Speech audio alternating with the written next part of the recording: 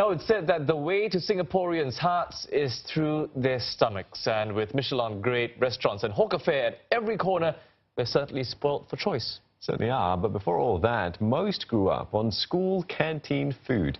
Deborah Wong takes a look at what makes these simple fares so unforgettable in the last of our 4-part series on everyday Singaporeans.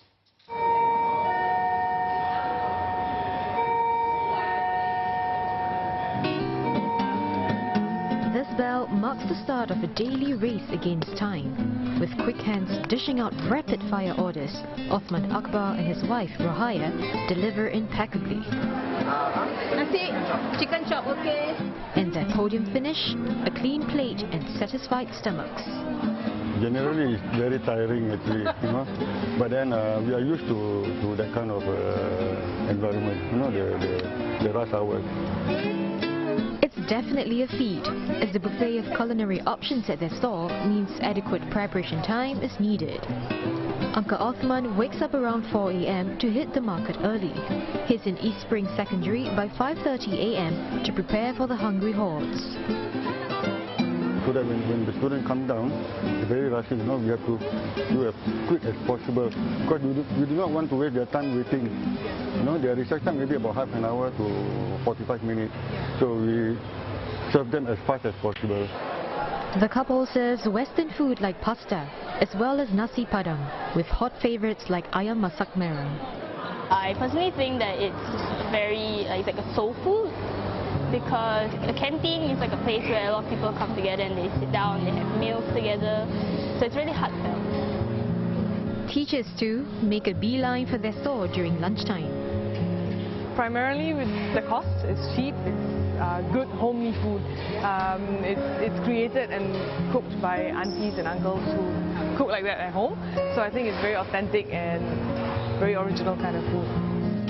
Uncle Othman was a hawker before he opened his store in school 7 years ago, and he says he's set to stay as long as the school still needs him. The students here and the teachers here are all like families, you know. And we can see the students when they first step into the school, they do not know anything about the food, they order, you know. And then we have to tell them gradually they tend to love the food. It's very touching. Sometimes they come, Auntie, I cannot forget. Why? Your food is very nice, Auntie. When they left the school, they come again here because of, you know, I miss your food, Auntie. Oh, thank you. So sometimes we say, okay, I give you, we miss them also. The same goes for 73-year-old Pang Ah Choi, who's probably ladled thousands of fishbone noodles into orange bowls over his 30 years at St. Nicholas Girls' School. He uses a special mix of ketchup and spices, which keep even the alumni coming back. 好開心啊！都見到我真係好受認得我，好開心。以前見到有啲哇嚟都要食，帶埋老公仔女嚟同我食麵啊！以前學校就冇咁大間啊，依家學校好大間咗好多。以前係4層樓喺嗰度咁兩座啦嘛，呢度樓下呢度冇㗎，個草場冇咁大㗎，運動場好細啊，都係草嚟㗎，冇整到咁靚，個鏡邊係一半咁樣啊。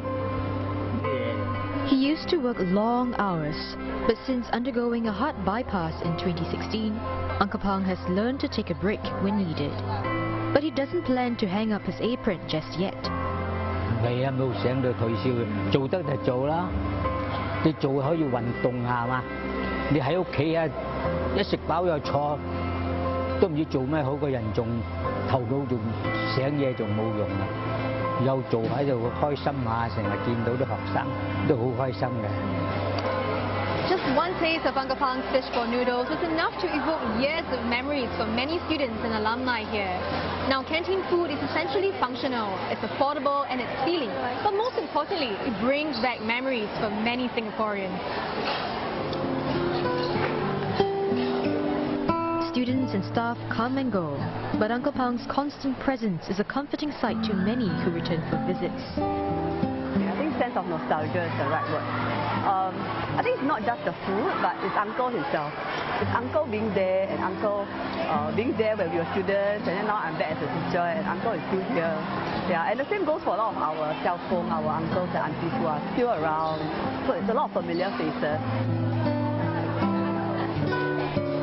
Uncle Pong's and Uncle Othman's culinary spread are no gourmet meals, but their meticulous care to their food is enough to fill stomachs and memories for years to come.